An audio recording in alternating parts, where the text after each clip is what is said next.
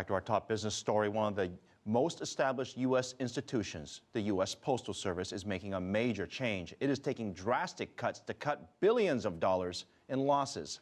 But the plan is drawing a lot of fire. Karina Huber joins us with much more from New York City.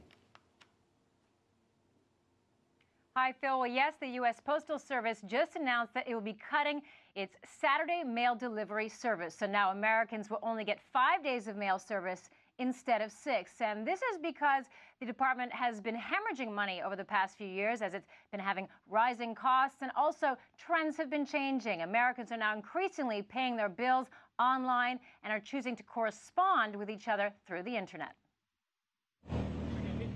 In 6 months from now, you can forget about getting a love letter, a bill, or any kind of correspondence on a Saturday. As of August, if the U.S. Postal Service has its way, it will no longer deliver mail directly to your home or office on the weekend. The department has been in the red for years. In its most recent fiscal year, it lost just under $16 billion. The new delivery schedule will result in about a $2 billion annual cost reduction. And it's an important part of our return to profitability and financial stability.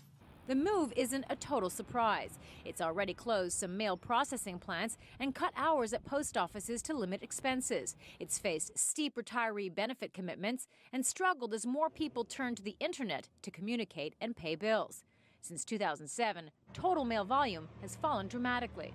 In October, at one point this year, the Postal Service had less than 4 days of cash on hand. That's a very scary situation, and it's no situation that a business should be in. The move by the U.S. Postal Service isn't necessarily a done deal. It faces resistance from the union representing letter carriers, and it's unclear whether Congress has to approve the plan.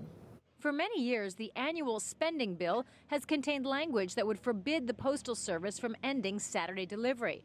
But Donahoe says that it doesn't this year, and they can enact the changes without congressional approval. The plan also recently had the backing of President Obama, so the U.S. Postal Service believes the changes will likely take effect this summer.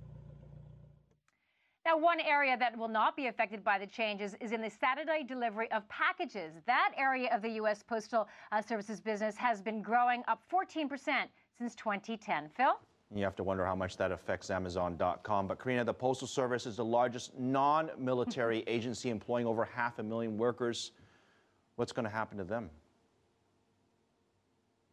Well, that is a good question. Now, the U.S. Postal Service is saying that the changes will mean a substantial reduction in their workforce, but they're also saying that no one is going to have to be laid off. They're saying that they're going to cut back on overtime, and they expect that about 40,000 workers will either retire or voluntarily leave this year. But, of course, we'll have to see if that really plays out that way. Phil? All right, Karina, thank you. Big changes ahead.